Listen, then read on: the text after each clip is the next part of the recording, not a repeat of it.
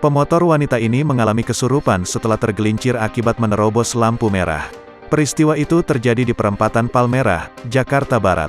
Waktu kejadiannya pada Kamis, tanggal 17 Maret tahun 2022, sekitar pukul 18 waktu Indonesia Barat. Menurut informasi yang beredar, pemotor wanita itu menerobos lampu merah perempatan Palmerah menuju ke arah KS Tubun, Jakarta Barat. Kondisi lampu lalu lintas dari arah Pasar Palmerah menuju KS Tubun sudah hijau. Sementara itu, lampu lalu lintas dari arah Gatot Subroto ke arah Letjen S. Parman sudah berwarna merah. Namun, pemotor wanita itu nekat menerobos lampu tersebut.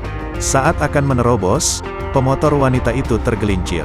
Saat digotong ke trotoar, pemotor wanita itu malah berteriak histeris. Diduga wanita tersebut mengalami kesurupan.